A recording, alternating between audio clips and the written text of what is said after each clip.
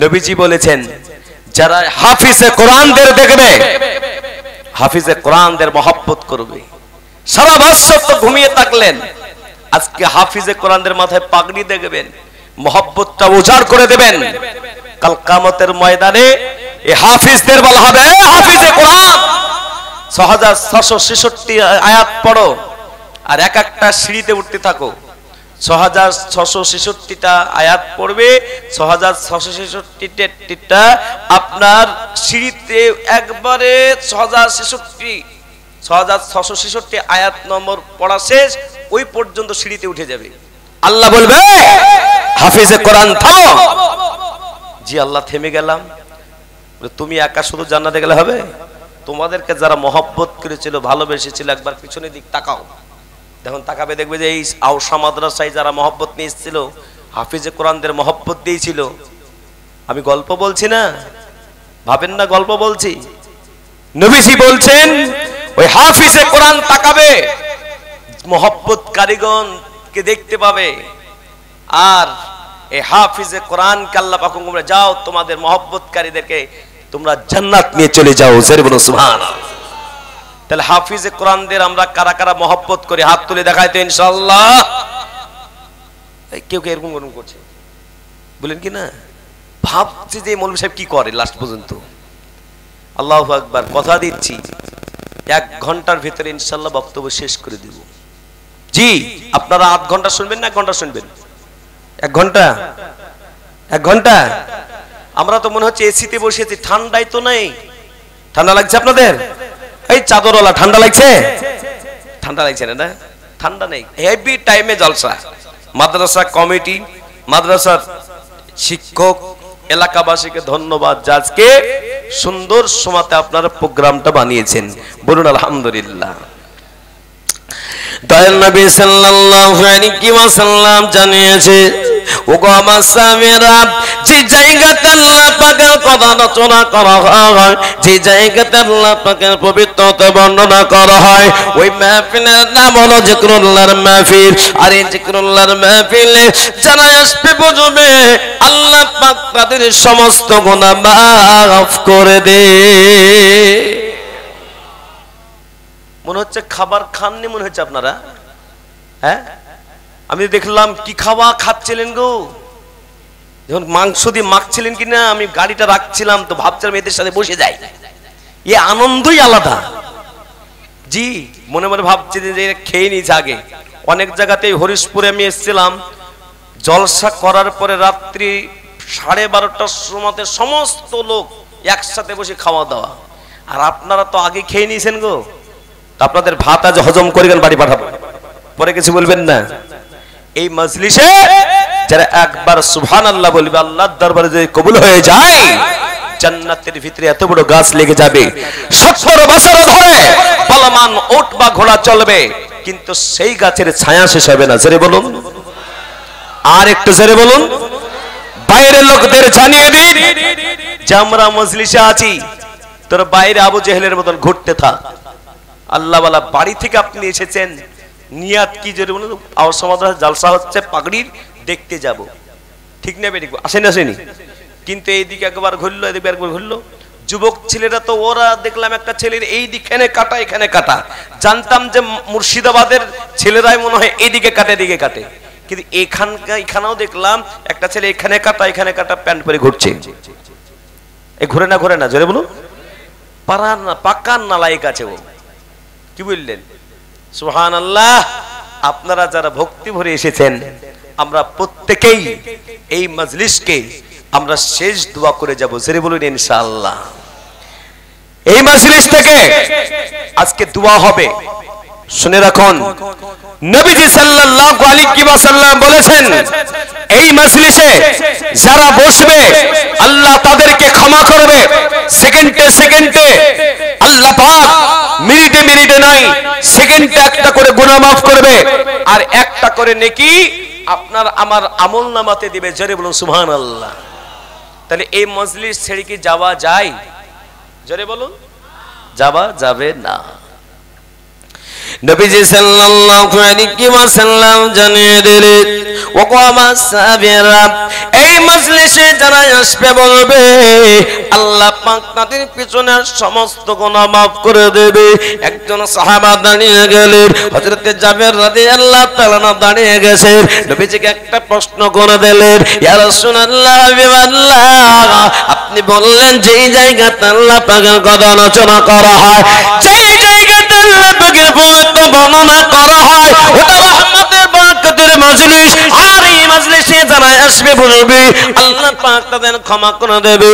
হুজুর আমার প্রশ্ন হলো ওয়া ইনসানা ওয়া ইনসারাকা যদি এই মাহফিলে কোনো জানা কারণে वाला চুরি করনে वाला আসে বসে তবু কি আল্লাহ তাদের গুনাহ maaf করবে? তাই নবী সাল্লাল্লাহু জানিয়ে দিলেন ওয়া মাসাবিরা এই মজলিসে যারা আসবে বসবে তাদের ক্ষমা করবে।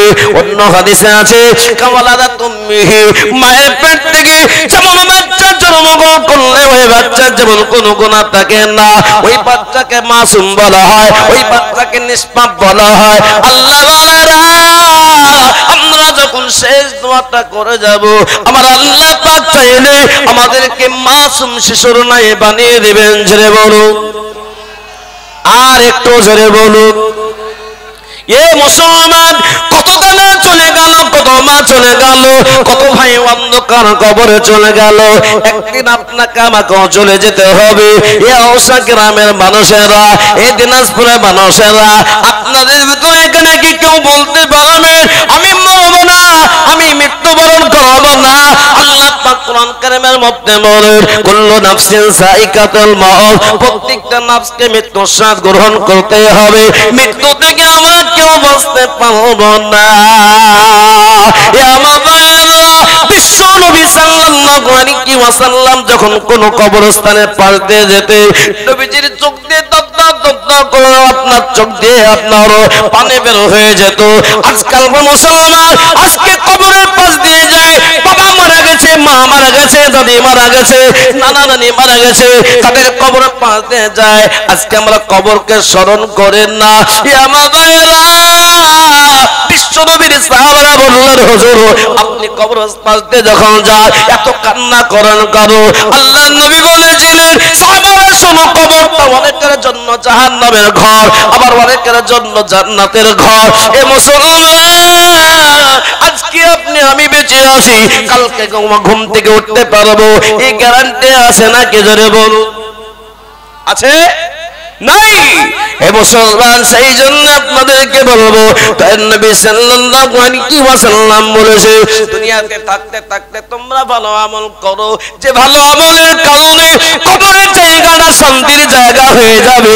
আল্লাহ বানারা কোরআন কারীম খুলো 30 নম্বর পারা, সূরাটার নাম সূরা জিলজাল, শেষের দুটো আয়াতে আল্লাহ পাক বলেন ফামাইয়ামাল মিসকাল যাররাতিন খায়রান ইয়ারা ওয়া মাইয়ামাল মিসকাল যাররাতিন শাররান ইয়ারা। যারা পরিবার যারা ভালো আমল করবে আল্লাহ পাক তাদের প্রতিদান দিয়ে দিবে। যারা পরিবার যদি কেউ খারাপ কাজ করে তার আর আপনার সাজা গ্রহণ করতে হবে। আল্লাহ বাড়ারা আমরা প্রত্যেকে রিয়া করি যে আল্লাহ আমাদেরকে যতদিন বাঁচিয়ে রাখবে আমরা ভালো আমল করব। বলুন ইনশাআল্লাহ, জোরে বলুন ইনশাআল্লাহ। সাথে যাবে উঠছেন কেন গো? খেয়েছে পালি প্রয়োজনে যেতে পারেন, সমস্যা নাই। কি যেতে প্রয়োজনে যেতে পারেন। আলিপুরদুয়ার কুচবিহারে জলসায় গেছি, প্রচুর লোক, মোটামুটি 20,000-এর লোক, জায়গা জায়গা জায়গাতে স্কিন লাগিয়েছে। আমি ছোট্ট মতো লোক গিয়েছি, বসে আছি, সুবহানাল্লাহ। এবার করেছে কেউ উঠছে না, এক বুড়া মানুষ কই ওঠেনি, প্রয়োজন তো উঠতেই হবে, ওখানে পেশাব করে দিয়েছে, ক্যাল ক্যাল ক্যাল ক্যাল করে পেশাব করে দিয়েছে। এ মুসলমান এখানে কেউ পেশাব করে দিয়ে রাখো, যার পেশাব চাপাবে আগে পেশাব করে আসবেন, বুঝতে পারছেন? যাওয়ার অনুমতি রইল, কিন্তু পালিয়ে যাবেন না কেউ, কারণ জীবনে এই চোখ কখনো কোনোদিন আর এই হাফিজে কোরআনদেরকে দেখতে পাবে গ্যারান্টি আছে নাই? যে চোখ হাফিজে কোরআনদের দেখবে সেই চোখের সমস্ত গুনাহ মাফ হয়ে যাবে। জোরে বলুন সুবহানাল্লাহ। সেই জন্য হাফিজে কোরআনদের পাগড়ি দেওয়া হবে। আমি অল্প কিছু বলবো, আল্লাহ ওয়ালা। আজকে মুসলমান জলসা শুনতে এসেছে, তারপরও অনেকের মাথায় টুপি নাই, ঠিক না বেঠিক সেটা বলুন? এই দেখেন দেখেন, এই দেখেন মাথায় হাত দিয়েছে, দেখেন এই দেখেন মাথায় হাত দিয়েছে, দেখেন এই দেখেন বিনা টুপি, ঠিক না বেঠিক সেটা বলুন? আমি ওই জায়গায় বলেছিলাম আমার মতন এরকম একটা বুজুর্গ ব্যক্তি মসজিদে আসরের নামাজ পড়ে আমরা কিন্তু বসতাম, জলসার সময় বসার সুযোগ হয় না, এমনি সময় বসি, মাসলা মাসাইল ইত্যাদি আলোচনা হয়। তো বসে আছে, আসরের নামাজ পড়ে এক যুবক এসে গেছে, এসে বললে এইরকম করে জামাটা গুটিয়ে অজুখানায় গিয়ে একবারে তাড়াহুড়া অজু করে সরকারি টুপি, সরকারি টুপি বুঝেন কি? লোহার টুপি না কাপড়ের টুপি? এলাস্টিকের না কে বলছে? এলাস্টিকের কে বলছে? প্লাস্টিকের, প্লাস্টিকের টুপি এইরকম করে হেপি চুলে লাগিয়ে দিলে। আর বলুন আসরের কাজা নামাজ হয়েছে, যাক ছেলেটা ভালো যে ও কাজাটা কমসে কম পড়তে এসেছে, ঠিক না বেটি? যেটা বলুন এটা ভালো। এবার আমি বুজুর্গকে বলছি, আমার সাথীটাকে বলছে থামেন, ওর নামাজ যদি ঠিক পড়ে তা আজকে মোটামুটি ঠিক আছে, নামাজ যদি ভুল করে তা আজকে চেয়ারে বসাবো, বসে ওকে ঠিক করাবো। এবার বসে গেছি, আসরের 4 রাকাত নামাজ, কটা সেজদা লাগে জোরে বলুন তো? কে বলছে 7টা গো? জীবনেও নামাজ পড়েনি, এই দেখেন দেখেন জীবনে নামাজ পড়ি না, আসরের 7টা কোনোদিন সেজদা হয়? 8টা সেজদা হয়। কটা? 8টা সেজদা মারতে কি বললেন একেবারে তাড়াহুড়া নামাজ, যতবার সেজদা করে ততবার টুপি পড়ে, ততবার টুপি উঠাই, সালাম ফিরিয়ে বুঝলেন সরকারি টুপিটা মানে সালাম ফেরানোর পরে বাপরে আল্লাহকে পেয়ে গেছে, বুঝলেন না? এবার চলে যায় সরকারি টুপিটা ফেরি চলে যায়। শোনো হুজুর কিছু বলছেন, বলবো তো, হ্যাঁ শোনো, আমাকে চিনো? হুজুর চিনবো না মানে? আপনার অনেক জলসা শুনেছি, চিনবো না মানে? তো শোনো তো কি কাজ করো? তো বলছে আমি গ্রিলের কাজ করি। তো তুমি তোমার এই যে কিসের নামাজ পড়লে? বলে আসরের নামাজ। তোমার নামাজ হয়নি? আমার দিকে দিকে বলছি কেন হুজুর? বলো তুমি কতবার টুপি উঠিয়েছো, কতবার পড়েছে বলো? বলে হুজুর টুপিটা একটু বড় ছিল আর চুলগুলো বড় হয়ে গেছে, আর টুপি পড়বে না হুজুর, টুপি কিনে নেবো। বলছে আজকের নামাজটা কি হবে? বলছে আজকে ছেড়ে দেন হুজুর, আমার টুপি নে। আমার কাঠ টুপি এরকম করে দিয়ে দিলাম, টেনে বসাইলো, বুঝলে ঢুকছে না, তাও ঢুকিয়ে দিলে বসিয়ে। এবার বললেন আমরা তো পিছনে আছি, গার্ড আছে, মনে মনে ভাবছে যে বাপরে ফের ধরে নিবে তো। এবার আগে পড়ছিল তাড়াহুড়া, এবার আস্তে আস্তে পড়ছে, টুপি না পড়ে যায়, বুঝলেন না? যাক আমার সাথে ঘটে যাওয়া ঘটনা বলছি, খোদার কসম বলি 7টা সেজদা ওর মোটামুটি টুপির সাথে হলো, 8 নম্বরে ফের টুপি পড়ে গেছে, বুঝলেন? সালাম ফিরিয়ে আমার কাছে ডাইরেক্ট বলে হুজুর ফের টুপি পড়ে গেছে, কি হবে? এখানে বড় বড় আলেম ওলামা আছে, একটা হয় আমলে কালিল আর একটা হয় আমলে কাসীর। এ মুসলমান, আমলে কালিল হলে নামাজ হবে, একবার চুলকিছে, দুবার চুলকেছি, 3বার চুলকিছে, নামাজ হবে। যার কিছু লোক আছে চুলকানি নামাজি, চুলকি আছে, চুলকি আছে, এরকম নামাজি আছে না নাই? আপনাদের মনে হয় দিনাজপুরে নাই, মনে হয় নাকি আছে? আরে বাবা, এ মুসলমান, ওকে নামাজ পড়ালাম, আবার নামাজ পড়ে এবার বললাম যে তুই টুপি মাথায় দিবি, আল্লাহ আকবার। সে এখন সেদিন বললো হুজুর টুপি কিনে নেবো, টুপি পরে এখন চলে। সেদিন দেখা হচ্ছে টুপি পরেছে, বলছে হুজুর গোসল করা আর রাতে ঘুমানো ছাড়া টুপি খুলি না, তো সম্মানটা কি? তো বলছে হুজুর আগে টুপি না পরে চলতাম তো কেউ সালাম দিত না, এখন টুপি পরে চলতেছে সবাই সালাম দিচ্ছে। তাহলে সুবহান, মানে এই নবীজির সুন্নত পালন করলে এই ইজ্জত সম্মান বাড়বে না কমবে? জোরে বলো, বাড়বে। তো নবীজির সুন্নত দাড়ি, কিছু কিছু মা বোনরা আছে দাড়ি রাখলে স্বামীকে বলছে বুড়া লাগছে গো, বলে না? বলে না? আমি একটা হাদিস পড়েছি, নবীজি বলেছেন মান হাব্বা সুন্নতি ইনদা ফাসাদি উম্মতি ফালাহু আজরু মিয়াতি শাহীদ। ফিতনা ফাসাদের জামানাতে যদি একটা সুন্নতের প্রতি আমল করে 100 শহীদের দরজা পাবে, সরে বলুন সুবহানাল্লাহ। এখন যে আমার ড্রাইভার আছে, মাঝে মধ্যে আমি চালাচ্ছি, ওকেও দিচ্ছি, বুঝলেন? এবার আমার আগেকার ড্রাইভারটাকে আমি চেঞ্জ করেছি রাগেতে, কেন জানেন? একটা বড় মাওলানার হাতে হাত দিয়ে ও বললো যে হুজুর, বড় মাওলানাই বলছে যে আমার ড্রাইভারকে দেখেন তো কত সুন্দর দাড়ি, টুপি মাথায় দিয়ে চলে, আপনার ড্রাইভার কেমন দেবে? বলছে হুজুর এতবার বলছে ও দাড়ি রাখতে চায় না, নামাজটা পড়ে দাড়ি রাখে না। ওরে বাবা, এবার বললেন বড় একটা মৌলানা, নাম বললে চিনতে পারবেন, নাম বলবো না, ইউপির মৌলানা ছিল মুফতি জার্জিস, নাম শুনেছেন আপনারা? ওই মাল একবার বল দাড়ি রেখে দিল। এই দাড়ি রাখার পরে বললে সুবহানাল্লাহ, দাড়িটা রেখে দিল। 3 দিন পরে চাচল হরিশ্চন্দ্রপুরে জলসা করতে যে মাপলার দিয়ে টেনে বেঁধেছে। সেই কি ব্যাপার, জীবনে তুমি আপনাদের কি ব্যাপার, দেখি দেখি দেখি দেখি লজ্জা লাগছে নাকি তোর দাড়ি রেখে? খুললাম, দেখছে পুরো সাফা সাফা। তাই বলছে এই তো দাড়ি কেটেছিস কেন? বড় হুজুরের হাত দিয়ে বলি দাড়ি কাটবো না। বলছে আর হুজুর কিছু মনে করবেন না, আপনার ভাবি অর্থাৎ আমার স্ত্রী 3 দিন কথা বলে নাই দাড়ি রাখার কারণে। এরকম বেজাতি মেয়ে ছেলে আছে না নাই? সেটা বলুন, আপনাদের এলাকাতেও আছে? ওই সমস্ত মায়েদেরকে বলি, তুমি যেদিন মারা যাবে তুমি ওসিয়ত করবে বিনা দাড়িওয়ালা যেন আমার জানাজার নামাজ পড়াই। তোমার বিবাহ হয়েছিল বিনা দাড়ি না, বিনা দাড়ি না দাড়িওয়ালা তোমার বিবাহ পড়েছিল? যেটা বলুন, দাড়িওয়ালা। তোমার বাপ মারা যাবে, মা মারা যাবে, দাড়িওয়ালা। শুনে রাখুন, আমি একটা ফতোয়া দিচ্ছি শুনুন। নবীজি সাল্লাল্লাহু আলাইহি সাল্লাম জীবনে দাড়ি কাটেনি। আল্লাহু আকবার।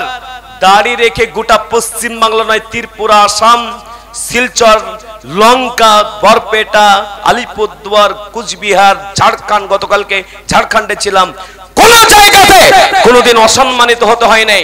যারা দাড়ি রাখেন না, স্ত্রীর ভয়েতে দাড়ি রাখেন না, শুনুন নবীজি সাল্লাল্লাহু আলাইহি সাল্লাম বলেছেন 24টা ঘন্টা গুনাহ হয়, নামাজ পড়লেও নামাজের ভিতরে গুনাহ হয়। তারা হলো বিনা দাড়িওয়ালা। বুঝতে পারছেন না কথাটা? এই বুঝতে পারছেন আপনারা কথাটা? দাড়ি না রেখে যদি নামাজ পড়েন, ভালো কাজ করছেন তো, নামাজের ভিতরে গুনাহ হচ্ছে, বুঝে রাখবেন ভালো করে। সেই জন্য যে মেয়েগুলো দাড়ি রাখতে তাদের দেয় না, ওদেরকে বলবেন বিনা দাড়ি দিয়ে তো জানাজার নামাজ পড়ি দিয়ে তুই মরে যেতে যাস আগে। এ মায়েরা, নবীজির সুন্নতের প্রতি আমল করানো তুমি চেষ্টা করো। নবীজি সাল্লাল্লাহু আলাইহি ওয়াসাল্লাম বলেছেন, মান হাব্বা সুন্নতি ইনদা ফাসাদি উম্মতি ফালাহু আজরু মিয়াতি শাহীদ। 100 শহীদের দরজা পাওয়া যাবে। আমরা সুন্নতের প্রতি আমল করব, বলুন ইনশাআল্লাহ। জোরে বলুন ইনশাআল্লাহ। যারা দাড়িওয়ালা তারা ইনশাআল্লাহ বলছে, আর যারা বিনা দাড়ি তারা একটা ইনশাআল্লাহ বলে না। ঠিক না বেটি? জোরে বলুন। হ্যাঁ, এরকম লোক আছে। এ মুসলমান, দুঃখ নেবেন না, কষ্ট নেবেন না। আল্লাহওয়ালা ইজ্জতের মালিক কে? বেইজ্জতের মালিক কে? আল্লাহ। দুনিয়াতে যতদিন থাকবো ইজ্জতের সঙ্গে থাকার চেষ্টা করব, বলুন ইনশাআল্লাহ।